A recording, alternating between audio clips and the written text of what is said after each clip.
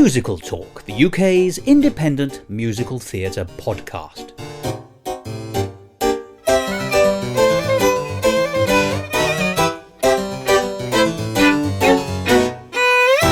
Hello, and welcome to another edition of Musical Talk. I'm Thos Ribbits, a man so tonsorially challenged that musical theatre might be the only way I can regain my lost tresses. I give you Goldilocks, hair, and the entire Edinburgh Festival Fringe. And it's about that last one we're going to be talking today. One of the great joys of the Edinburgh Festival Fringe is striking up conversations with complete strangers in queues and things like that, and talking about the shows you've all seen. It is the conversational currency in Scotland for 3 weeks, and all social barriers seem to be broken down. You can talk to anyone. But that, of course, is the informal way of doing it. Here on Musical Talk, we have a lovely tradition. And that lovely tradition is where I sit down annually with Michael Gordon Shapiro, the noted American composer, to talk about the shows that we have seen together and apart during the world's biggest arts festival. Michael is no slouch when it comes to talking about musical theatre, and his views are always worth hearing. Now, if you've been listening to recent episodes of Musical Talk, you will know that both Michael and I were delighted by the House of Edgar, and it became the Musical Talk Pick of the Fringe for 2018. And we've had 2 episodes already where Michael and I separately have spoken to the creatives and the cast of that wonderful, wonderful show. But today, our conversation will start with Michael and I discussing what we liked together about the show, our personal take on the House of Edgar. But that's not all, because in this conversation you'll also hear about the wonderful Thor and Loki by the House of Blakewell, A Gallant Life, 3 Cheers for Maisy, and Liz, the knockabout comedy about Elizabeth I. And there's also a very interesting conversation about what makes a family musical, a widely used term and very often incorrectly used. So, we've got a lot to pack in, and the best way of doing that is for me to shut up. Do you know, the solution to most things is for me to shut up, but it's certainly true now. So, it's obviously time for you to be bolted into your favourite restraining device and lie back for the next hour to enjoy this conversation with Michael Gordon Shapiro about some of the shows you could have seen at this year's Edinburgh Festival Fringe. And we start with a song from our Pick of the Fringe. I am dreadfully nervous, but I am not mad. Hearken and observe how healthily, how calmly I can tell you the whole story. When I first had the faintest of foulest of thoughts, unfeasible to say, but once lodged in the back of my restless brain, it would haunt me night and day. The old man never harmed no man, but it was by his hand that I thrived. Yet I took delight in the right to ensure that by night he would no longer survive. He had never wronged me, he had never given me insult. For his gold I had no desire. I think it was his eye. Yes, it was this. He had a pale blue eye with a film over it. Whenever it fell upon me, my blood ran cold. Now this is the point, you fancy me mad. You would not judge if you saw how I planned. Madmen know nothing, they know not a jot. Nervous I may be, but a madman I'm not. Yes, manic I may be, but a madman I'm not. So for 7 nights by lantern light I hid outside his door, and the time was spent to sharpen senses, sense but fearless, nervous of the nearness of the task that I perform. Lantern aloft I slowly pushed the lonely door aside. With disbelief I saw him wake from his sleep, his eyelids peeled back wide. Now this is the point, you fancy me mad. You would not judge if you saw how I planned. Madmen know nothing, they know not a jot. Nervous I may be, but a madman I'm not. Yes, manic I may be, but a madman I'm not. Subduing my pride, I knelt down by the side and gazed upon the source of my rage, of my pain, of my fear and disdain, of an evil cold and coarse. From his mouth came too late to unseal his fate a single final cry, as with his last living look he fixed me with that pale blue vulture's eye. His pulse rang like a drum beat of thudding bass and marching snare, and it faded into the distance as I entered the vulture's glare. The night waned and I worked hastily but in silence. First of all, I dismembered the corpse. I cut off the head and the arms and the legs. I then tore up 3 planks from the flooring and deposited all between the scantlings. I then replaced the boards so cleverly, so cunningly, that no human eye, not even his, could have detected anything wrong. As the bell sounded the hour, I heard a knocking at the door. I went down to open it with a light heart, for what had I to fear? There entered 3 men, officers of the police who said they had heard a shriek. I told them the old man was away in the country, and bade they search his house well. Now this is the point, you fancy me mad, you would not judge if you saw how I... Like a pocket watching potter, the softest ticking caught my ear, and it rose like a double-time bass drum beat, marching ever near. And like a disease of pained unease took root deep in my gut. It seeped and spread and oozed and wept like a foul and festering cut. As it rose running red like cloyed cutting blood blubbing back at the back of my throat, it mixed with the deafening dead man's thoughts to produce a pounding note. The chaotic chord crescendo, it was the devil's art. I fell to my knees before the police overwhelmed by his telltale heart. Well, hello again. As you can hear, we're still in, I was going to say sunny Edinburgh, but you know, that really isn't the right adjective. It has been occasionally sunny above the clouds. The sun is there still, yeah, somewhere. It is, yeah. It's been beautiful, actually. It's been a mixture of wet, cold, warm, pretty much everything. So something for everyone here in Edinburgh. And that's as true of the cultural references as it is for the weather. So let's cut the small talk and talk to who I'm going to be chatting with today. It's an old friend of this programme. Hello again, Mike. How are you? I'm doing well. Pleasure to be back on the show. It's not that long since we chatted, I think. About 5 minutes. Oh, you're spoiling the illusion. You should ignore the man behind the curtain. You do know that, don't you? It's been a week. A long week.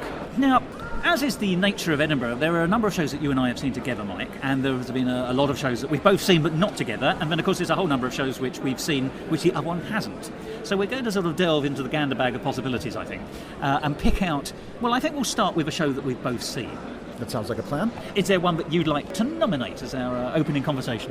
One show that we both saw, with which we were both very impressed, was actually a return of a show that premiered at Edinburgh and also generally in 2016, and that was House of Edgar, a show written by Thomas F. Arnold. I believe he's done music, book, and lyrics.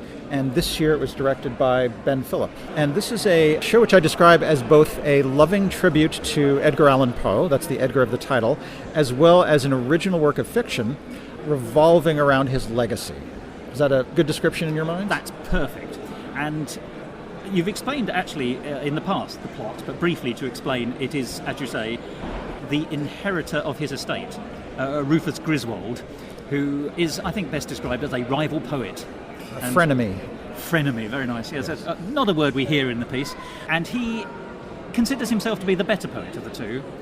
And he is talking to the house agent, or sort of under lawyer, who's exchanging keys essentially, about the worth or otherwise of Edgar Allan Poe's works. And this is a fantastic way of getting so many of his short stories boiled down to, well, exactly 3 to 5 minutes for a song. Because what this is, it's a beautiful, amongst other things, this is a beautiful digest of Edgar Allan Poe stories for people who don't necessarily know Edgar Allan Poe, or know of him, rather than know his legacy, funnily enough, rather than necessarily the works themselves. Many of the titles have been handed down, many of them have been filmed.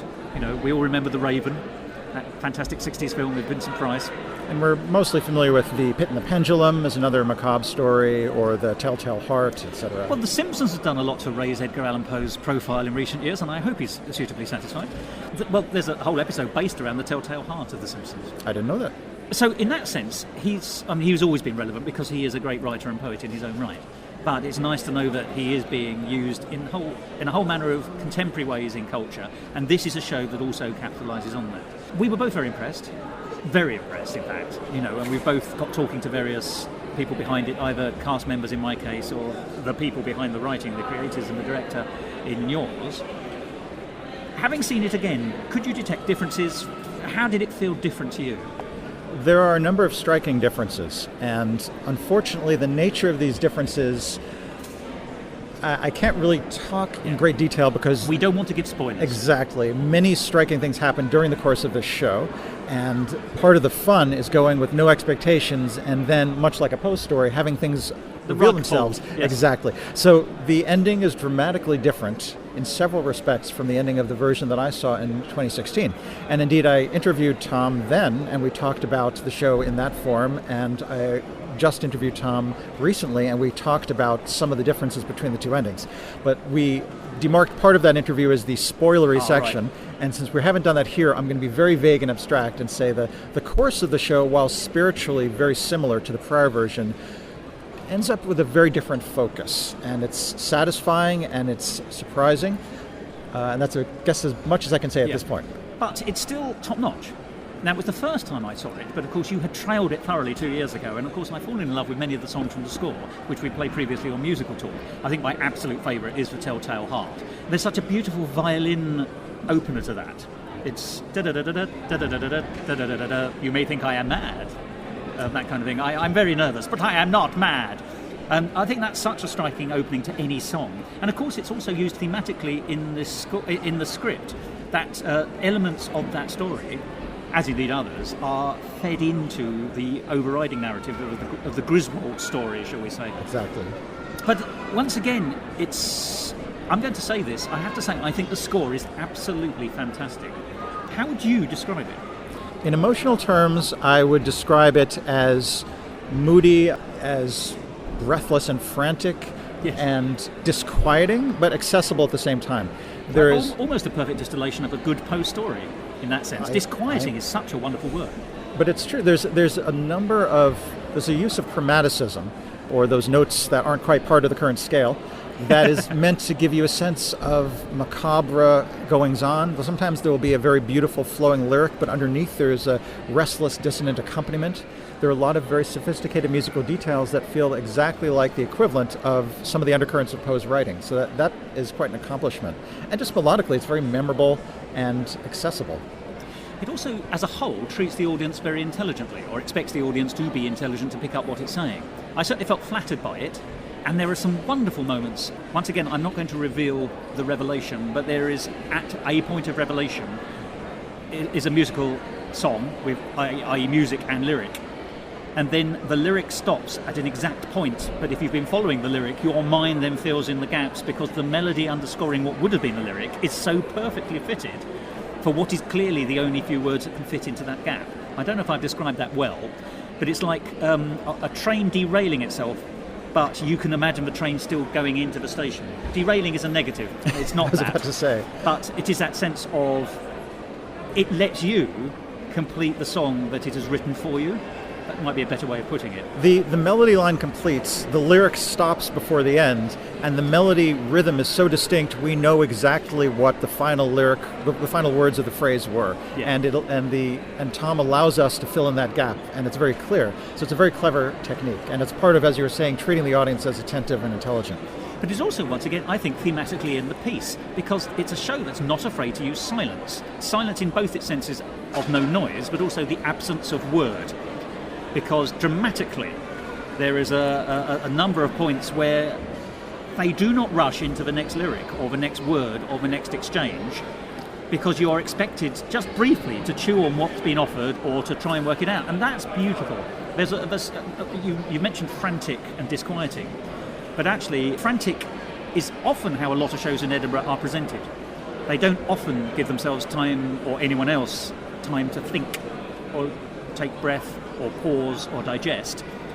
Not that you want everything to be like a Harold Pinter play, but it's just nice to have a beat where you can sort of think, readjust yourself, reorientate yourself, which is demanded as the beats of the plot develop, both in terms of the wider arc and also the individual polets, if you like, the little bite-sized Poe songs. Polets, yeah. Everything about that is wonderful, and I think it's dramatically satisfying in terms of its direction too. There are some genuine shocks and scares. There is, and I hope this isn't too much of a spoiler, but there is a lovely moment when a book flies off a shelf, and it's very arresting. Arresting is the word. It lands suddenly upon the floor, making a full clank, or books don't clank, but you get the idea. It makes a sudden thumping noise, and the audience is caught up short. You know, you are as shocked as the Griswold character by this happening. I was talking to Tom and Ben about that very moment, and what I found striking about it was the intentionality behind it. It really did feel like a malevolent force was directing that book rather than just being a book happening to fall off the shelf. And I think that was part of what made that moment so striking. And there are lots of little, coup de théâtre is too big a word for it, but there are lots of perfect directorial choices. It's a good fusion of a great narrative, cohesive, intelligent narrative, a really top-notch score, and some spot-on direction, all working together to make a fusion meal, which is, I think, ultimately entirely satisfying. It's clearly a 5-star show. I'm inclined to agree. And the existing cast album, although now out of date because it reflects the prior version of the show, is just enjoyable musically. It's something you can listen to for the pleasure of hearing those melodies and the orchestrations. Well, it was lovely watching the band as well, or the small orchestra. It's very effective. There's a bigger soundscape than you would expect from the number of people producing the music, I think. One of the things that's memorable about the score is that it has folk influences from both British folk music and American folk music. The latter comes primarily from the use of the fiddle, or the violin played in a fiddle-like fashion. So you have these screeching glissandi and chromatic runs, and there's a kind of Devil Goes Down to Georgia vibe to one of the songs. I observed that it almost sounded like a square dance sometimes, like a very dark, twisted version of that genre of music. And it gives the music a kind of distinction that really matches the story. What about the English folk? How are you making a distinction there? That's very interesting to me what you're saying, because you're right. In my head, if I was thinking of the folk music of the 19th century in America, I would think of, and you used the word fiddle, which I think is a very interesting term for the violin in this context. You think of it both, well, it seems to, in my head, that's exactly what I'd expect, and possibly a fife.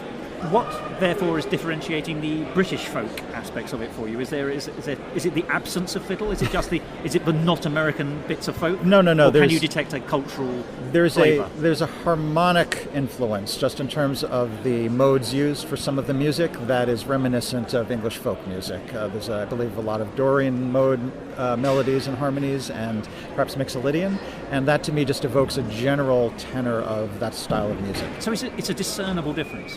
I think so. I think, if you think of to pick an everyday example, a song like Greensleeves, you can sense a kind of continuity musically between that vocabulary and what you're hearing. The big difference being all the little chromatic twists that make it spooky and macabre. Which is a default setting for many of us here. Exactly right. Or Memento Mori all the way, if you can help it. So House of Edgar, absolutely top-notch show.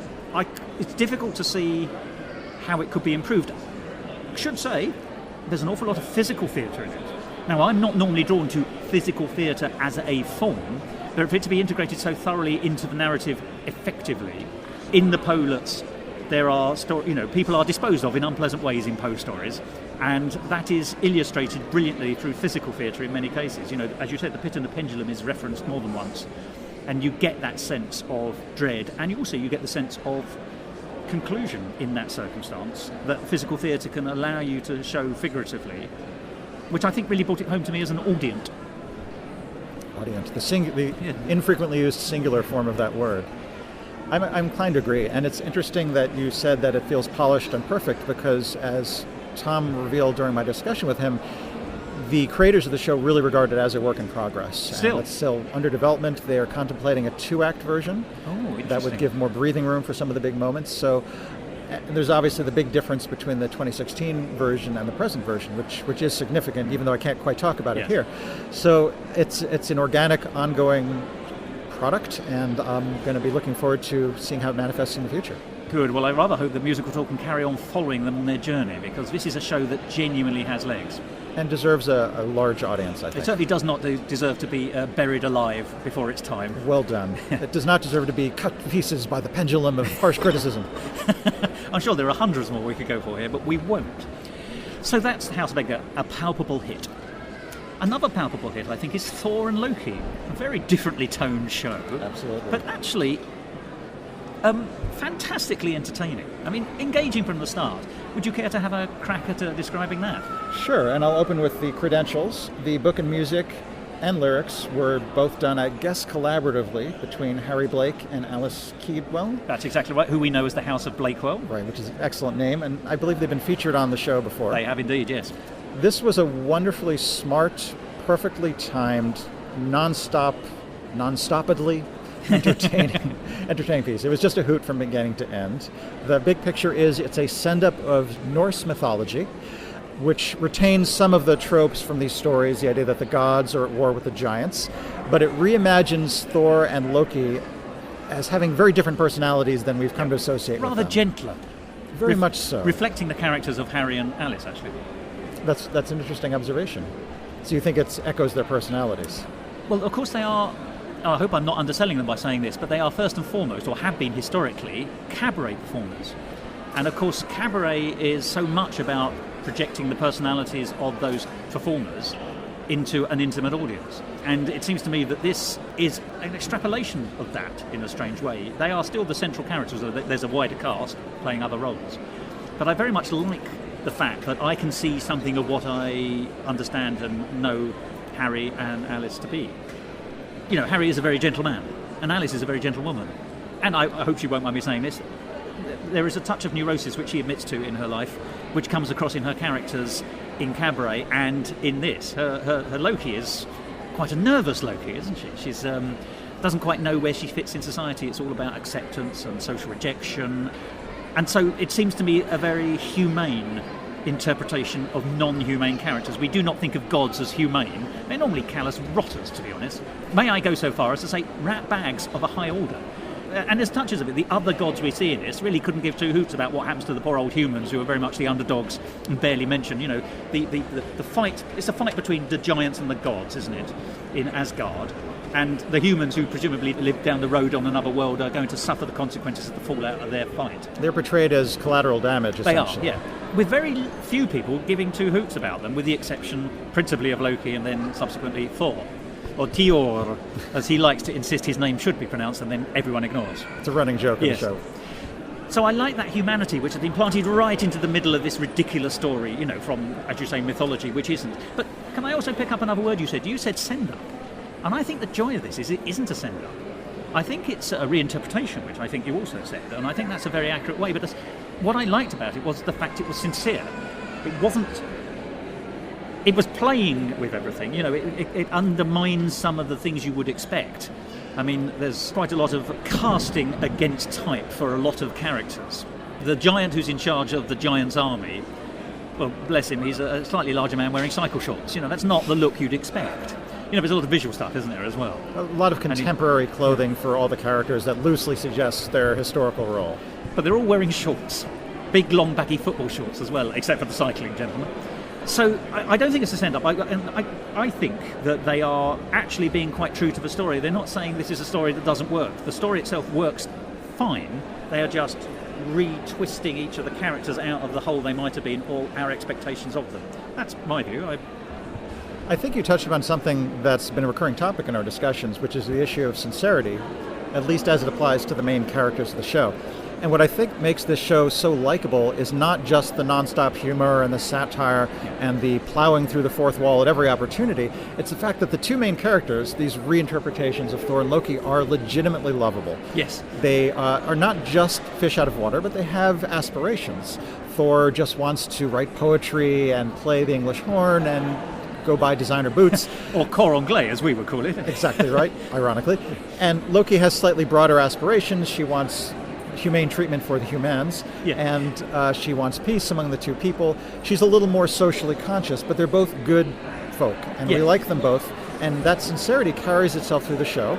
They're not the authors are not afraid to give an occasional non-comedic number to Thor and Loki to help ground them as characters, and for that reason the show is really enjoyable and not just a parody.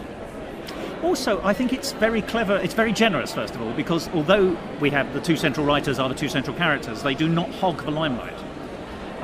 You know, it's not just about them, it's an ensemble piece, and they play that part very clearly. It's clear who the two main characters, they're in the title, for goodness sake, but I love the fact that there are other characters as well. We meet Loki's mother, who's a hippie giant. We meet Odin, who's a lovely old man wearing a muscle top, isn't he? He's got a T-shirt with a sort of a six-pack on top of it, and his sort of boxer shorts, by which I mean the long baggy shorts a boxer wears, not the pant. And he's wearing what I would call a football helmet, with wings. That's right. Thor is wearing a baseball cap back to front with wings. They've all got different forms of sporting attire. Yeah, exactly. That's exactly right. But I love the, as I say, the generosity and the ensemble spirit of the thing. So, and indeed, I notice it's quite interesting how sparse Thor's dialogue is, because Harry is, and I hope he won't mind me saying this, he portrays a very gentle man.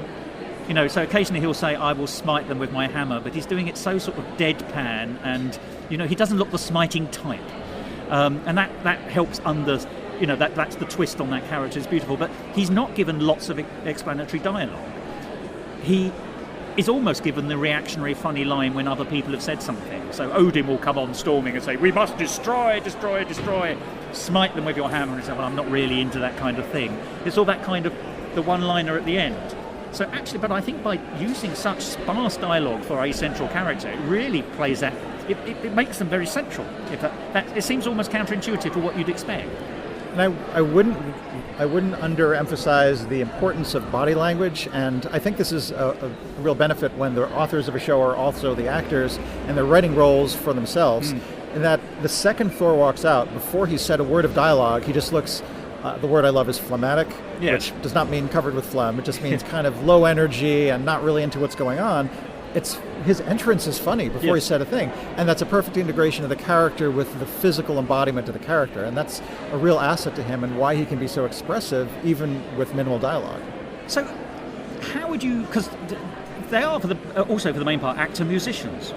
Impressively so. All the cast, or very nearly all the cast, seem to play something or different instruments. There's also a lovely moment, by the way, by accident, where the drummer is shot. Yes, that's very funny. You know, you're halfway through a number and he shouts out Christ and slumps onto the drum kit when he's accidentally shot by a character. But they're actor-musicians. How would you describe the score?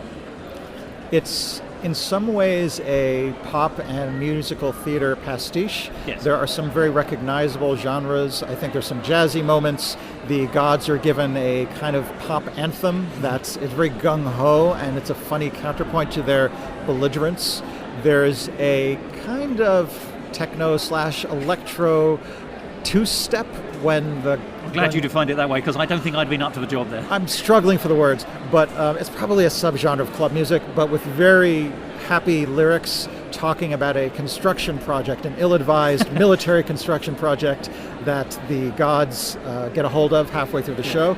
And the style, the kind of nonchalance and happiness of the style, when juxtaposed against what is obviously a terrible idea, is really funny. Yes. So sometimes just the musical style itself is funny because of the context in which it's dropped. And fun enough, I think it would be fair to say that actually, once again, Harry and Alice in their cabaret numbers, because I've been lucky enough to see them, you know, in a strange way, they have a Pet Shop Boys vibe going on slightly, because Harry has a slightly hangdog, Neil Tennant-y kind of approach to A, singing, and B, character performance, which we've touched on. But of course, in their day, the Pet Shop Boys were very much the big stars, or some of the big stars of the 80s and 90s pop scene.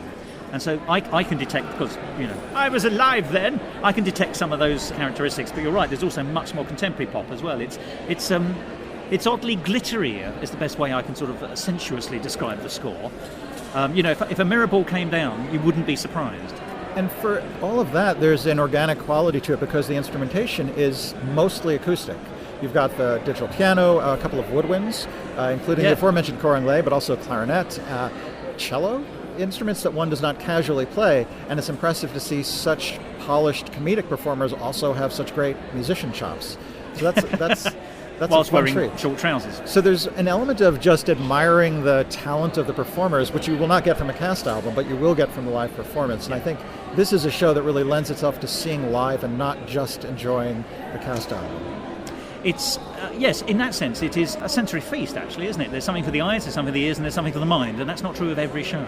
There's also an element that I normally recoil from, but which is handled very well here, and which is audience involvement. I'm one of those people who will never sit in the front row because I'm always afraid of being called on stage or something like that. And there's a very funny and yet non-obnoxious involvement of an audience member, where an audience is assigned the role of sort of an offstage god, Freya, guardian of the golden apples of immortality, which are the ownership of which is the subject of the war. Yeah. And the implication is that if things go the wrong way, she is going to be forcibly married to the giants. which does come out of Norse mythology. It's there in Wagner. But the idea, there's a kind of meta humor because you think, oh my gosh, what is going to happen to that poor woman who was selected against her will in the front row? Is she going to be pulled into this shotgun marriage ceremony? So that's very funny in that we are sympathizing with a human being in the audience. There's also a lovely running gag with her, isn't there? She's every now and then, as you say, in a non-intrusive, non-offensive way, obnoxious was the word. In a non-obnoxious way, she's occasionally given an apple by Odin.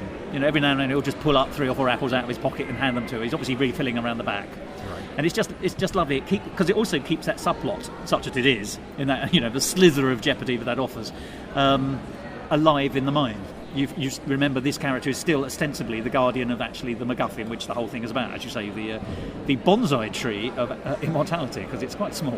And I think all these gestures are indicative of a crew of writers who are very familiar with performance practice and clearly spend a lot of time in the trenches and understand what really works with an audience. But they don't sacrifice story for gimmicks. Gimmicks isn't even the right word, but the playfulness. The playfulness works, and it supplements the story rather than replacing it. So it's not just a goof. It is a huge goof, but there's a core story there that we actually like as well. Yes, it's at heart of its sincerity, which, as you say, has been thematically with us throughout our conversation. Indeed. I believe it's one of the key elements for a musical to really reach its full potential. And this one is a great musical as well. I would be surprised if it doesn't have a commercial life beyond this point, because it's so polished, it's so well produced, in addition to just being nonstop fun. So if you're listening to us, try to see it live, because it really is something best experienced that way. It really is. A show I'll mention that Thos did not see is called A Gallant Life, written both book and lyrics and directed by Kate Stevenson. Music is credited to Ross Teller with assistance from Kosi Carter and Hannah Forsyth, who I believe was the lead in the show as well. This is one of those shows I discovered as a side effect of doing a search on the Edinburgh website and finding something that looked interesting from its blurb and just taking a chance and seeing it. A punt. I've learned this word from Thos. It means something very different in the U.S. In the U.S., that means postponement or literal kicking of a football. You punt it into distance, you mean? Exactly right. Right. Whereas taking a punt is chancing your arm or taking a risk. Two cultures paying off. Yes, exactly right. So this is a story that is inspired or based upon a real-life story of a woman named Muriel, and I'm blanking out her last name. I think it's Henderson. Apologies. Her first name is definitely Muriel. She was a champion race car driver right before the outbreak of World War I. Which already marks her out as a significant and important woman. Exactly. Yeah. It's quite extraordinary to be a champion race car driver given the spotty reliability of technology back then, and B, to be a female race car champion. So she starts out as a hero figure, and she involves herself in World War I as a ambulance driver and a convoy driver. Which is one of the few areas where women were able to contribute in those early days. And even then very reluctantly, because we see her and her colleagues try to apply for involvement in the war effort very earnestly, and they are turned down by the British Army. Right. They're told the front is no place for a woman. But they come up with the clever alternative of appealing to the Belgian army. And the Belgians were under considerably heavier fire at this time, if you know the history of World War I, and they were all too happy to accept any help offered to them. They were the first country to be invaded, I think. Exactly right, and that's what made World War I very international at that point. So they do go out to the front, and they are an important support team. They're delivering supplies to the entrenched soldiers. They are driving hospital ambulances. In one very gripping scene, they come under enemy fire from above. It's a very intriguing story, and it's delightful because of its attention to detail, much of which was culled from the primary sources, the diary entries of Muriel, whose last name I forget. And it's one of these stories that's just so full of the moment details and color that you really feel drawn into the subject matter. And the hero, or heroine in this case, is portrayed with a real can-do attitude, and it's just a joy to watch her go from moment to moment, not without struggle, but with an indefatigable positive attitude. And there's character detail, there are gripping moments of danger. The music falls somewhere in between what I would call, or the musical approach falls between what I would call a book musical and a play with songs. So some of the songs are evocative of the time, and they enrich the story. For example, a recruitment song, which might have been an actual recruitment song stylistically. There are a couple of numbers which are more get into a character's head, book musical style numbers. So it sits in between those two categories of show. But it was really enjoyable, and much like many of the other shows I see at Fringe, I hope to see it again, perhaps in a larger form in the future. Now, can I explore it a little bit with you? It is the story of one person, but it's a full cast. So it's not a one-woman show. Not at all, and it's much more an ensemble piece than the description of the show implies, because we're also seeing the struggles of Muriel's colleagues, who all have their own problems and issues to contend with. It's a small cast, I believe 4 or 5, and they cycle through a number of roles and do a tremendous job in differentiating them, either through accent or body language or attire. The show is very resourceful in using a small cast and a small space. Is there one character who stays in the same character throughout? Because the usual convention is you have one character who is unchanging and then all the others rotate around it, and for some reason that seems to give it a lodestone position. It seems easier to accept other people changing if there's one person who doesn't. Exactly right, and it is the protagonist in this case. I don't think she doubles any other roles, whereas everyone else around her shifts and turns into support roles. Now, as you say, it's based on a true story. How much license has been taken, do you know? I believe there are several monologues, descriptive monologues, that were taken very directly from the primary sources. The characters there may be a composite in the sense of there may be characters from different periods of time that are being superimposed on the narrative, and there is a minor character who was fabricated but who feels very true to life and gives the story a little more legs because this character has an arc of her own and provides a little bit of comic relief. A little bit of dynamic as well, presumably. But the author, Kate, is a researcher and academician, so she takes very seriously the issues of historical authenticity, and the dialogue that she's written feels very true to life. So you don't get a sense of feeling like this part was invented and this part is coming out of the primary sources. The whole thing feels very organic. And just for my own interest, I'm not going to ask you the spoiler question about the outcome, but I'd like to go back to the beginning of the piece. Muriel is obviously this incredible character in her own right. Is there enough time for the show to breathe and let us know her before the war starts? Or does she have to be sketched in order to then get into the dynamic of the war story? So you're asking, is the story heavily focused on events and characters are added as a kind of a condiment flavoring, I suppose I'm really asking, is it all about getting to the First World War and her struggles in that? Or how much more of her life are we seeing? There's a decent prelude where she is first as mentioned, race car driver, and then she gets involved with the women's suffrage movement. Is it suggested that she is a woman with some wealth or some social status which allows her to do this? She's unlikely to be working class if she has access to motor racing vehicles in the first part of the 20th century. Or is that actually sort of skirted over and we just take it as read that she's a woman of note and that's our starting point? It's an interesting question, and I don't know the answer from memory. But I think that regardless of whatever advantages she had in life, her can-do attitude and willingness to take on these challenges where there are obstacles at every turn earns our sympathy and admiration regardless of what her social class was. You really feel like she's a real it's trooper. Irrelevance in that sense. It's just that dramatically not relevant. Because it's actually who she is and it's about her and her circumstances. I mean, a typical upper-class woman wouldn't go plunging into the front of the World War and exposing herself to great danger to help wounded soldiers. So she transcends whatever her social origins are. So, a jolly good show. Funny enough, World War I still has an emotional punch. Even though we are now, as we record this, getting very close to the 100th anniversary of the end of the war. You know, the last big gasp of World War I commemoration is taking place this year in November, which is the centenary of Armistice Day.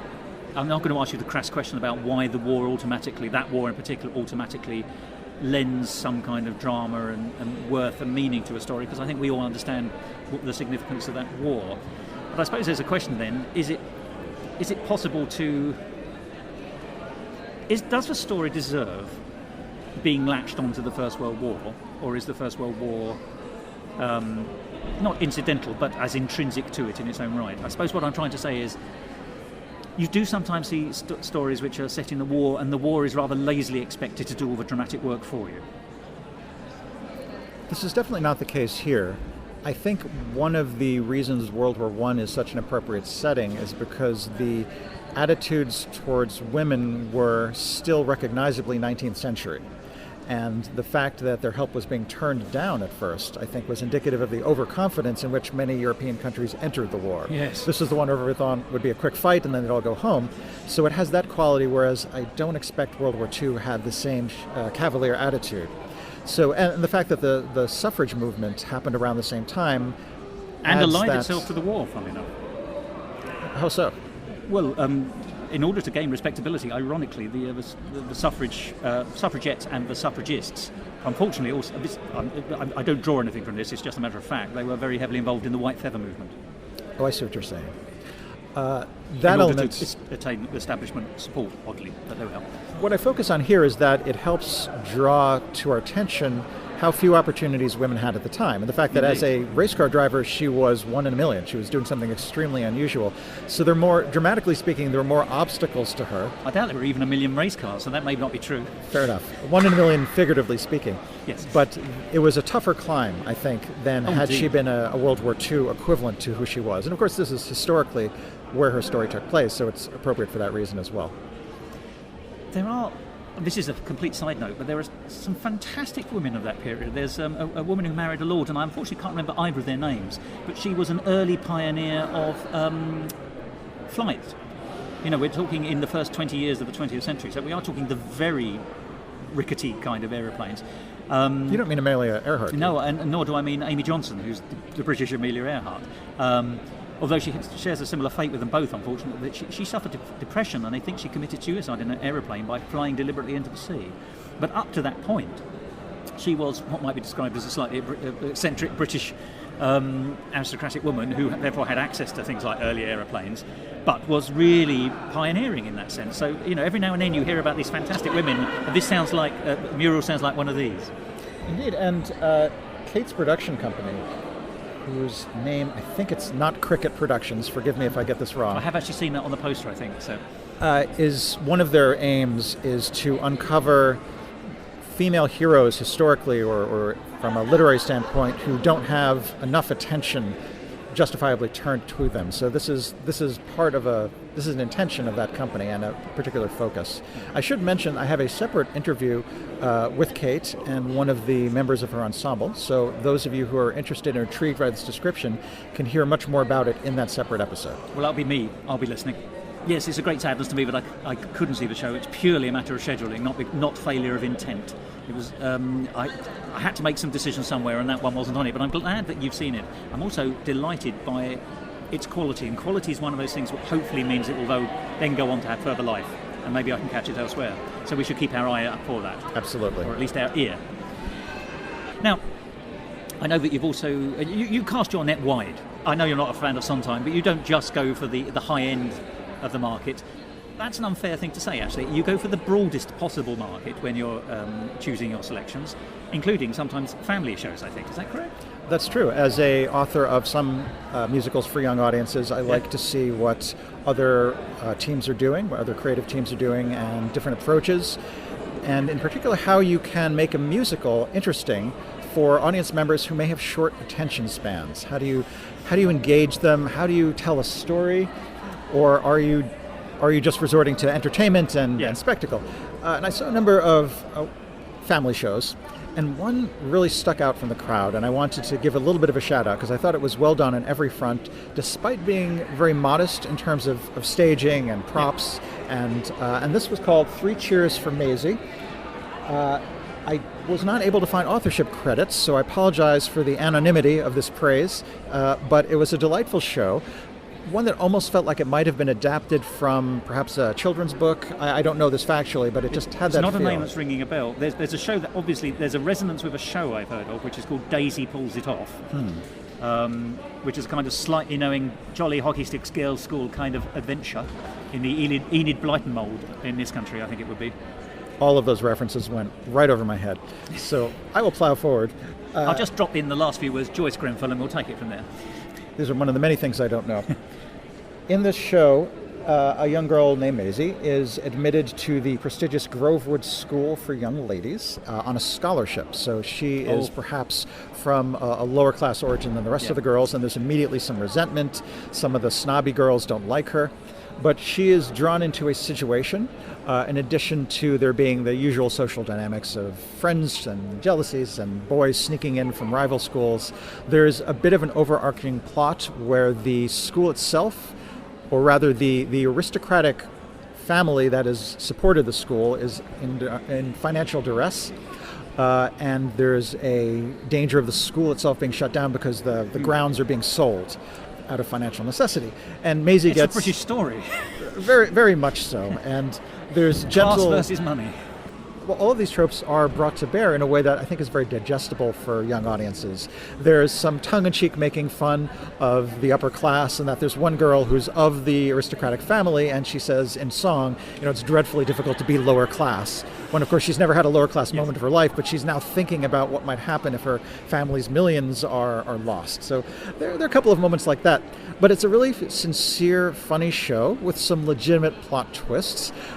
There's enough of story meat for, I think, young audiences to dig into, and there's a lot of just fun moments, like an athletic game and an exploration of a mysterious tunnel and trying to decipher cryptic riddles. And Maisy is kind of first among equals in that she's very meritorious. She's good at sports, and she's got a good attitude, and she's dealing with attempts from some of the snobby girls to frame her. There's a Trunchbull-esque character played, cross-gendered type style. I guess this is a tradition from Panto. It is indeed, yes, that's right. That's our pantomime dame. There's that type there in the form, I guess, the headmistress of the school.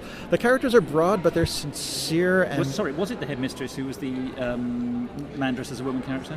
Yes, I believe so. Actually, both administrators and a couple of other parts. That goes right back to the St. Trinian's film tradition in this country, where Alistair Sim, who was a very well-known and respected British light comic actor, always played the headmistress in the school.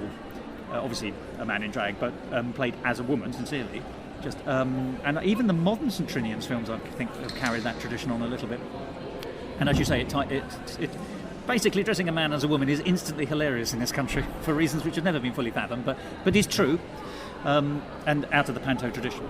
And it's very amusingly done here, and the two male actors deftly jump in and out of different roles. Sometimes there are boys from the adjacent school who are kind of sneaking to meet up with girls at this school, and sometimes they take on the drag roles. So there's a lot of versatility and flexibility in the cast.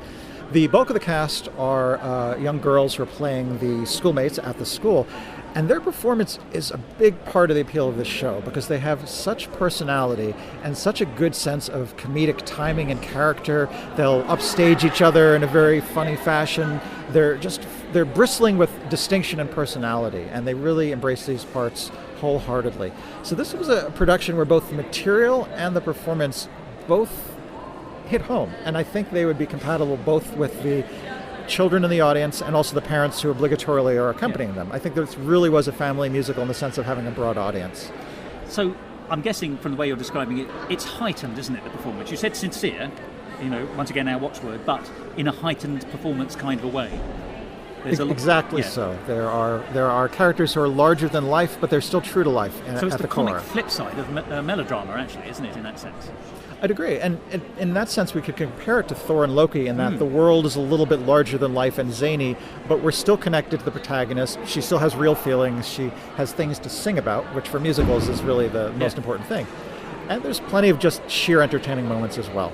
So the cast of this show should take a lot of pride in their performance. I think they charmed the heck out of the audience, and they certainly did in my case.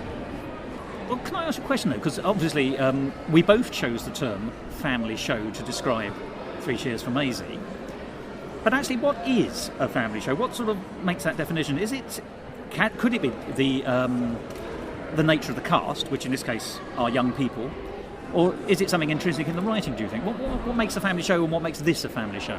Sometimes the terms family show or kids musical or sometimes theater for young audiences are used interchangeably, and there may be some strict definitions that I'm not privy to. When I say family show, I usually mean something that is suitable for young audience members and also has something for their parents as well. So in this sense, you might think of Matilda, though it skews mature. It has plenty of fun stuff going on stage for the kids, and the music is very accessible.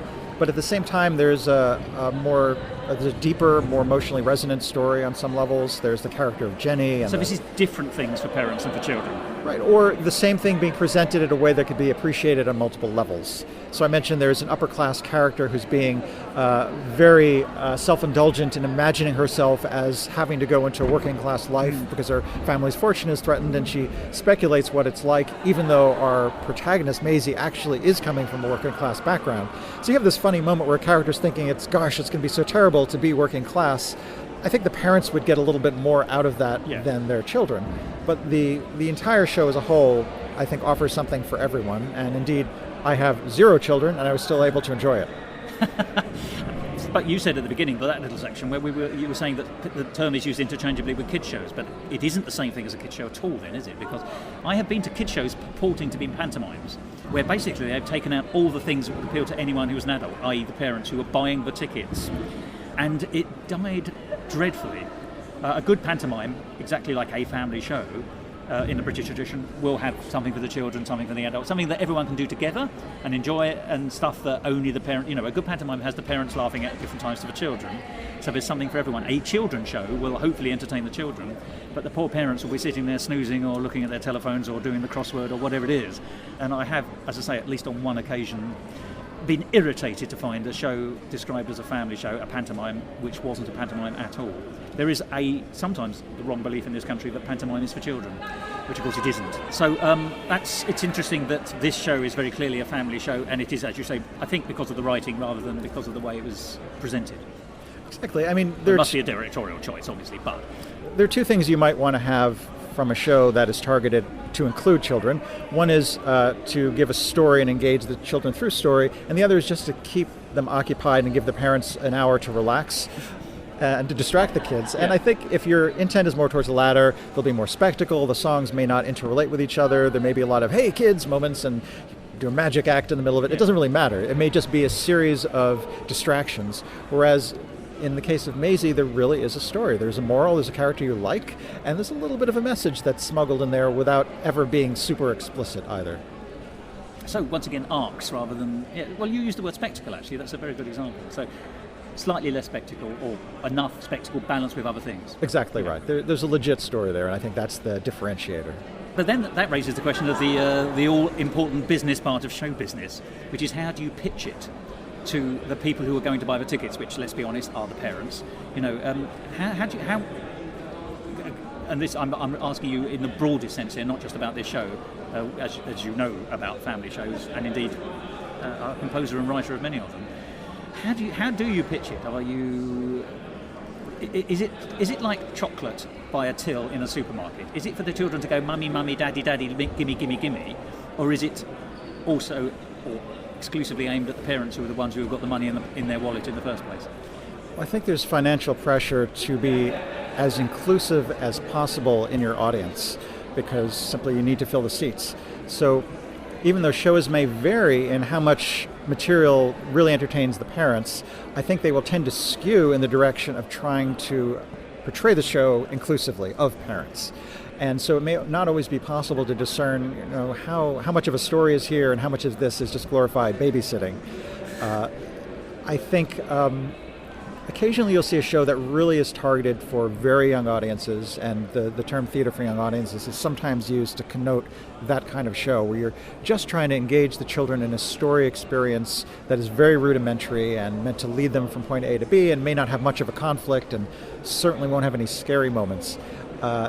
That was not the case here. I think when you have something really targeted towards kids and only kids, it will try to embrace that to differentiate itself a little bit from something that has a little broader appeal.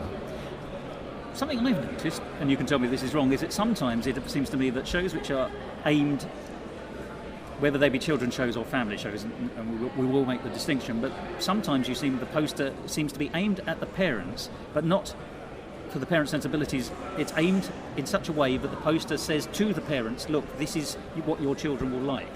I haven't described that at all well. It's not something that the children themselves will say, I like that picture. But it's not something the parents, if they were making a decision to go on their own, would say, I like that picture. It is something where the parents are saying, I like that picture because that looks like the kind of thing I think my children will like.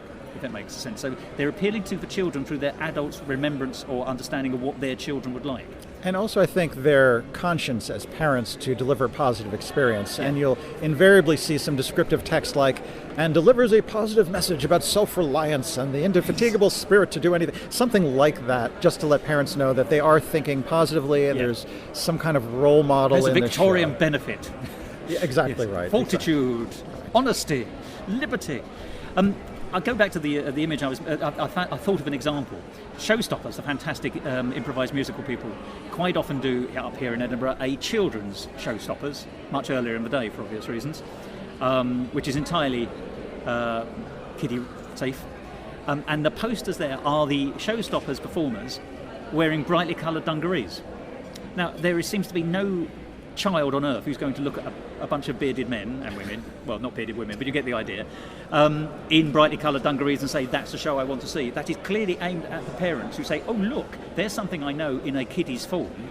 They're wearing the brightly coloured dungarees, so it's clearly safe for children. That's what I'm going for. It's that kind of focusing to the children through the parents. That's a really interesting observation, and in a similar spirit, I don't think there's any actual child who's been dying to see a clown. I mean, Ever. When I was a kid, I was terrified of clowns, and I actually know a few professional clowns who are wonderful people. But there's something kind of creepy in a 19th century way about them, and yet they are synonymous with the circus, and they are synonymous with the hey kids spirit. I think it takes a little bit of effort to actually emotionally connect a kid to an adult in makeup with this kind of demonic visage. So I think it's another example where the trope of childhood becomes a marketing image for the parents on behalf of their kids. Well, you see, you're opening up a whole world with clowns because there's a problem. Certainly in a British cultural sense, outside of a circus, clowns don't appear very much on television, which is obviously where most children get their entertainment, and certainly was the case for me. I can't think of a programme beyond the McDonald's advertisements that had a regular clown appearing. It was not. It's one of these tropes that parents, I think, believe is part of the life of a child. But as a child, I knew what a clown was, but they never played a very big part of my life because I didn't ever see clowns, except on the front of children's books because a grown-up had painted it for the child. I'm using clowns in all the senses of clowns, by the way, not just the McDonald's style clown with the painted face. You know, there are plenty of the acrobatic European buffoon clowns. So I want to that mimes. kind of thing. Yeah. In the year that this is being recorded, 2018, I would argue that evil clowns outnumber good clowns by a steady margin. We have Pennywise. We have the Joker, who's kind of clown-like. So that's true. It might be interesting to see if the connotation of clowndom flips to evil during the course of our lifetime. Although I do know there's an awful lot of clowns, professional clowns, who were very upset. We had a scary clown craze earlier in the year, I think it was, when people, for some reason or other, would dress up as clowns and terrorise people in the street. Pull out knives, playing into that particular fear. It's an insane thing to do. And indeed, several of them got beaten up for their troubles. So, there is a strange irony in this world. And the clown community, where they live, I don't know, but I'm not using their cars. The clown community were up in arms because obviously it was destroying what their wholesome positivity, which is essentially what they're trying to do, in the minds of the children who never go and see clowns. I don't know where this conversation goes, but it's been unusual. We can agree that good clowns have an uphill battle PR-wise these days. They do, that's right. So that's 3 cheers for Maisy. Yes, and I will give, in a meta-referential way, I'll give 3 cheers for Maisy. Or we can continue this for some time. Let's briefly go back to a musical before we finish this conversation today. We saw a show called Liz, a show we both saw together. The Tudors are incredibly well represented this year. There is a show called Elizabethan. There are 2 shows about Henry VIII and his wives. And this show, Liz, is about Elizabeth I. That's enough to be going on with. And it purported to be the first half of the reign of Elizabeth I, from taking over the crown upon the death of her sister, Mary I, to the success by the English forces at the Armada in 1588. Obviously, as I've mentioned to you off the record, the Tudors are sort of absolute bread and butter history for us. Even people who don't really know their history know enough about the Tudors because that's, they are, if you like, the big successful reign. And also they're neatly 100 years, more or less, 3 generations. They are the bite-sized dynasty. Even American history students can swallow that. Yes. But this version of Liz, well, how would you describe it? Because it was not at all what I was expecting. It was an irreverent contemporary spin on the subject matter with present-day tropes, hyper-exaggerated characters, lots of cultural archetypes from present day rather than antiquity. In that sense, I think it's a spiritual cousin of Thor and Loki, in that they're taking, well, in this case, real historical figures, and giving them more modern-day personalities and breaking the fourth wall and having fun with everything. Irreverent is the word. I felt it teetered into coarse, I'm going to be honest with you. There's one song that seemed to be entirely about the population of England deciding that the Queen had made a mistake in her foreign policy choices. I'm being very polite here. And referring to her by the word that my generation was told never to say, that begins with a C. It was quite in your face, I thought. And I still find that word quite difficult. So I know it's been reappropriated recently, but I wasn't expecting to have it sung at me by 20 young people in Judah kit. It was very much a South Park yes. Act of embracing something that was so offensive and acknowledging that it was offensive and just throwing it in your face over and over again, so that the idea of hearing something that is kind of taboo itself becomes funny, at least by intent. Now, there were moments I did find myself laughing in it, but my problem was, I'm going to be honest with you, I sieved through quite a lot of it, because it was almost like hearing a new story about Elizabeth I, which wasn't really connected to any of the facts of the life of Elizabeth I. There were some of the headlines, the Spanish Armada was there, Philip II of Spain was there in a very highly amusing but very strange interpretation, teetering on stereotype, it must be said, if not falling headlong into the crevice of it. But there was a lot to enjoy. But my problem is I studied history at university and indeed law, so I will be contacting my solicitors about the inaccuracies. But I found every now and then they would say a genuine fact and then show it up. So yes, I understood it wasn't purporting to be anything other than a send-up. But it was so far from the actual facts. But actually, I found it quite disturbing. That seems strange. It wasn't close enough to what really happened to Elizabeth I to be anything other than a completely new story. It was like she could have been called Mavis, who just happened to have been involved in an armada. It doesn't happen to be a run-of-the-mill person, I appreciate, but that's the way it felt to me. And it was a strange. I found myself surprised by my own reaction. I'm not averse to a bit of coarseness occasionally. I don't demand historic rigour in a musical or any drama because there's dramatic licence. And certainly the more irreverent a piece is, the further away it can go. But there comes a point when the elastic snaps. And I think I had gone beyond that point. But I wondered if I'm just too involved in detail to go with the flow, because that's what this was. It was the kind of musical I think you just lie back and let it happen at you. I enjoyed it more than you did. I'll take a contrarian position. I do acknowledge that there were some moments that were, again, South Parkian in their tastelessness. I could have done without the C word song. Great adjective, by the way. I think that if you're portraying a historical event in modern terms, maybe it is funny to have someone in the crowd shout, you're a blank here. Yeah. To turn it into an entire number might have been pushing it a little too far. I did find it fun, and for the specific reason that I gave in describing my response to a number of other musicals that were tongue-in-cheek, and that at the core there was a character who was sincere amidst all the madness, and the character of Elizabeth is portrayed as legitimately concerned for the good of the nation, very caught up in some decision-making she has to make. Do I want to go to war with Spain? That will portray us as strong, but then there would be a lot of casualties. The actual thread of a earnest character is interwoven with all the craziness and all the stereotypes and everything else. So I was able to stay connected to it in a way that I wouldn't have had Elizabeth also been kind of winking at the audience the whole time, or there'd been a lot of snarky humor. But what I found, and this is one of my big takeaways from this year, is that there's a lot of room for zaniness in a show as long as you have a sincere central character. A lodestone character. Exactly right. I love that term. And to me, this was just another example of that. I didn't find it quite as polished or funny or as well performed as Thor and Loki. It wasn't of that valence. But it's in a different league, I think. But I do want to defend it as being a fine piece of entertainment. The only time where I hit a historical roadblock, well, I should say I didn't approach this expecting it to be a history lesson. Yeah. Like, this would not be how I learned about the succession of Henry VIII. Not. I would consult a couple of other books first.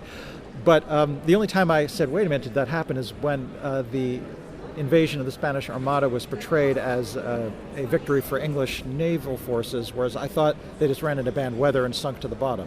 No, there is a little bit more to it than that. This is not the point for a historic lesson, but boring history follows. Drake, who was the number 2 in the English Navy, there was a lord who was the admiral, but basically they were all doing what Drake said as for number 2, realised that although the English boats were smaller, they were quicker, and also that we had special sea cannon, whereas the Spanish had been using land cannon, which they just put on a big old galleon, which meant, so the British fire rate was much quicker. So what really happened was, for the most part, the English forces were able to stop the Spanish landing by just skirmishing with them and running away all the way through until it was too far. And then the Spanish failed to meet up with their troops on the continent, and not the Dutch as suggested in the piece. Damn it, Dutch were Protestant at the time, they wouldn't be joining up with the King of Spain, but never mind. And then you're quite right, the weather did play a part. They basically they were seen off round the English Channel and had to go round. Once there was no place for them to land and they were outclassed and they didn't have an army, they couldn't do anything, so they went round the North Sea and then were almost entirely destroyed by the weather. Sorry, history ends, and I wouldn't expect that, but those are interesting to me. But the flip side is, the one thing I really, really liked about it was they took Elizabeth's famous speech at Tilbury, which is, I have the body of a weak and feeble woman, but I have the heart and stomach, or soul as they turned it into in this, of a king. The rousing speech, which in this she gives before the Armada arrives. So she's trying to win over the populace, and successfully does so. But it was wonderful to hear at least some of that speech, which is a real speech, interpolated into a song. So that was a great moment for me. I thought setting a speech is a really unusual thing for any song to do. My problem with it is that the Tilbury speech was given by the Queen 3 days after the Armada had been essentially defeated, and was very much her coming out of the woodwork to take the credit, because she hadn't really been vastly involved. Now, I don't expect that level of detail, and you see, but I thought that was dramatic license, which I was happy to accept. It was almost everything else in it which I thought was just a step too far. There's one final issue I've got to ask you about, and this is the stereotypes. Philip II, who was a very old man and died almost immediately after the Armada, was portrayed as a young, idiotic, nubile, over-the-top Spanish man wearing a toreador costume. So that's the irreverence of it. I accept all that. He's obviously a bit of a thickie as well. But there was, maybe I shouldn't say this, but I thought there was one too many gay jokes. His 2 courtiers turned out to be in a gay relationship.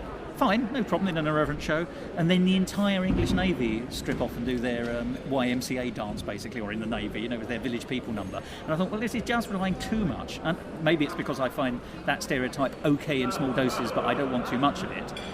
And they weren't sparing the horses on anything else, as we've clarified on some of the wording. But there comes a point when everything is a stereotype that it starts becoming uncomfortable. There was speech. When does knowing usage of racism for comic effect, which is the Alf Garnick character in this country and Archie Bunker in yours, become legitimate? Because there were several jokes which you were supposed to understand were of the period, where there were slightly anti-Jewish references as well. I found myself clenching through quite a lot of this show, and that's one of the reasons I didn't like it.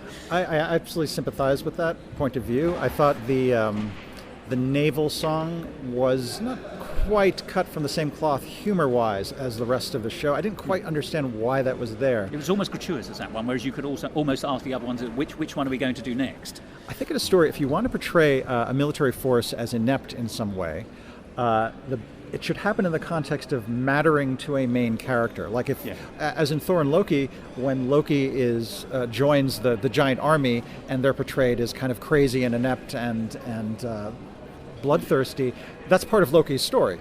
That's her first attempt to connect to her people. She says, I'll sign up with the military forces. Here, it's just a side number. It confuses us because when the English win in the next scene, we're not quite sure why that happened. Yes. But I realize this is dodging the main point, which is, what's the difference between ridiculing a stereotype and actually presenting that stereotype, or secretly using it? Right, perhaps hurtfully. And I think the 2 occasions you pointed out, the C-word song and the Seamen song. You win another rosette. Thank you. I don't think those were necessary. At the same time, I see this, it's a Fringe show, it's an hour-long Fringe show. It seems like the first iteration of something that may be polished. Numbers can sometimes be written at the last minute. Yes, sometimes an author will be like, oh gosh, it's only 45 minutes, I need a song, I have to deliver it in 3 days for rehearsals. Things like that can happen. Of course. And when you're deliberately being irreverent, sometimes in the thick of writing a show, it's easy to forget where the boundaries of good taste and bad taste are.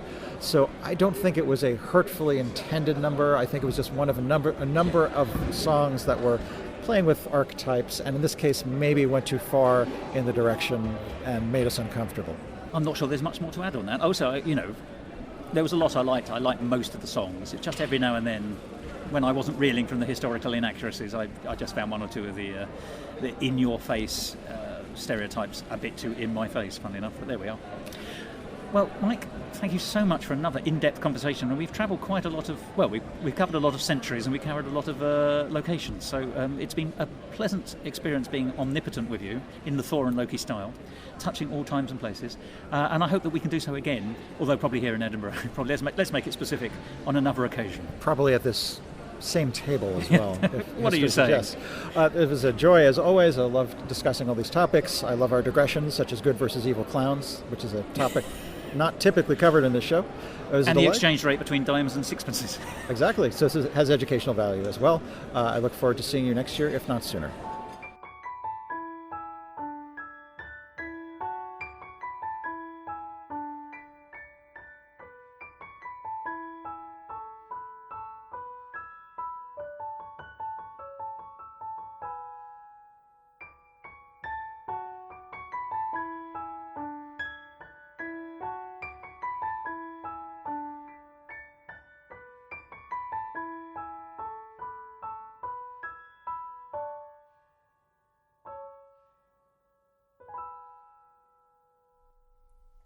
Distinctly I remember a dark and cold December, when each separate dying ember wrought its ghost upon the floor. With haste I wished the morrow, vainly I had sought to borrow from my books relief of sorrow, sorrow for the lost Lenore. For the rare and radiant maiden, who the angels named Lenore, it was then I heard a gentle rapping at my chamber door. Deep into the darkness peering, long I stood there wondering, fearing, doubting, dreaming dreams no mortal ever dared to dream before. But the silence was unbroken, and the stillness gave no token, and the only word there spoken was the whispered word Lenore. In there stepped a stately raven, summoned by the name Lenore, and it perched upon my chamber door and whispered, "Nevermore."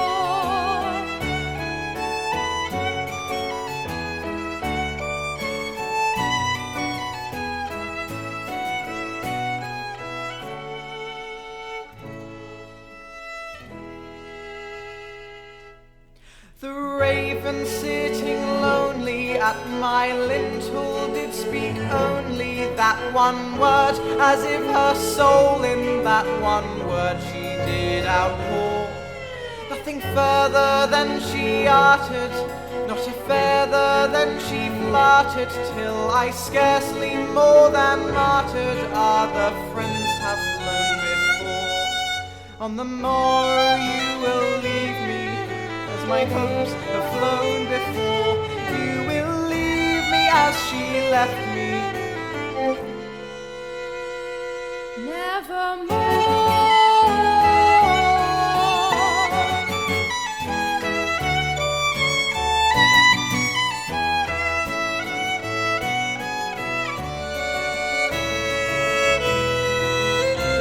Then I felt the air grow denser, like the aura of a spectre, and I heard the spirit's footfalls tinkle on the tufted floor.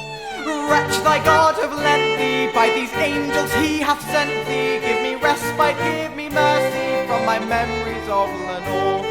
Spare me this mercy, so I forget my lost Lenore. Oh, spare me this mercy.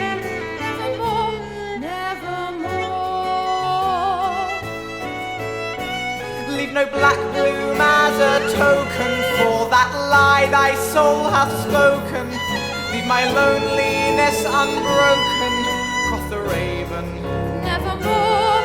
And the raven, never flitting, still is sitting, and the lamplight, oh her streaming, throws her shadow on the floor.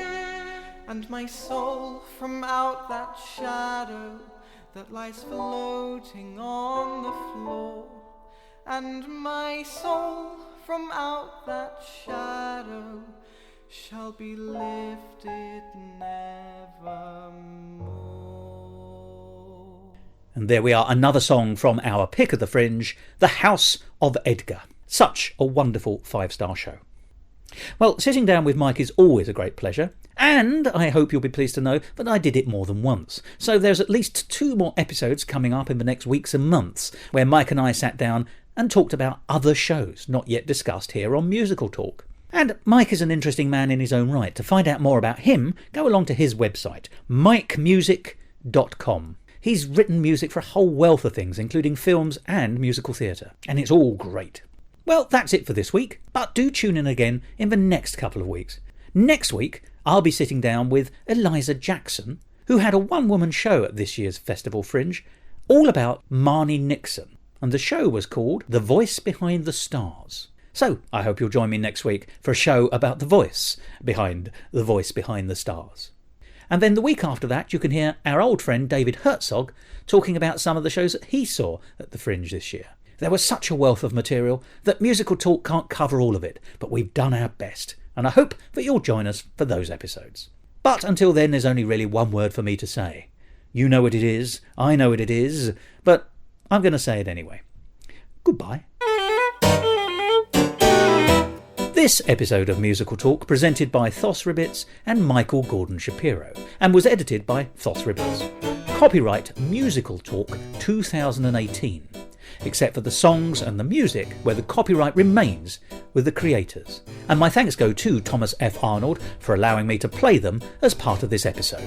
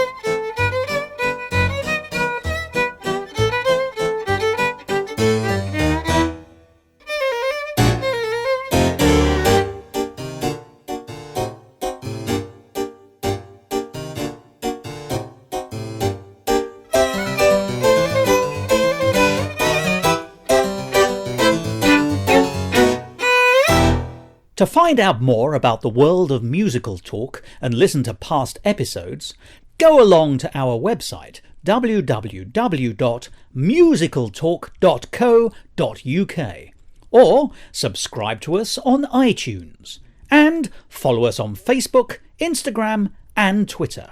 And if you want to follow me on Twitter, you can, at MusicalTalkThos. Good. Well, I am absolutely fascinated by this, and it's a great sadness to me that I can't see the show. It just didn't work on my scheduling.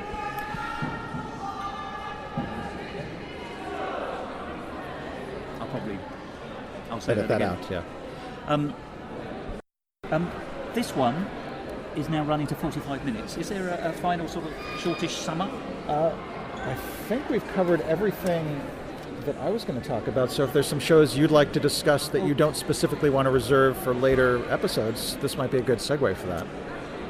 Well, I'd like to talk about Bear separately, if that's okay. Do you know The Drowsy Chaperone? I've listened to the cast album. Oh, right, fine, you've not seen it. But feel free to discuss that one if it struck you.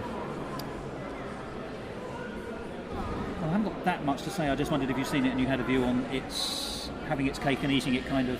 Yeah, I'll just end up banging the same drum about it being insincere and mocking of its subject matter, and I don't like it for that reason. And they've heard quite a bit of that particular gripe in this episode, so I don't feel like I want to do it again. Well, maybe we should briefly talk about Liz, because I suspect you got more out of it than I did. Sure. I mean, it wasn't the top of the shows I wanted to discuss, but I'm happy to chime in. I only think we need a 5-minute close down, and then we'll move on to another one if you're happy with that. You mean a separate episode for discussing Liz? Or at least a chunk, yeah. Sure. Well, not for discussing Liz, for discussing Bear. So we'll do 5 minutes on Liz now just to finish. Oh, sure, yeah, absolutely. If you're happy with that. Absolutely. This is the excitement behind the scenes of the seemingly polished flow behind all of Musical Talk. Thank you. Perfect. That was lovely. If you're happy with that. Absolutely. As said, if you find ways to remove stutters or otherwise make me look smoother than I am, it's always appreciated. But even if you just... You worry too much about how good you are. You're very good. Yeah. I have to be self-critical because I'm learning. I have some talent and a lot of room for growth, so I try to focus on... No, you're done. You're perfect as you stand. So I'm overdone.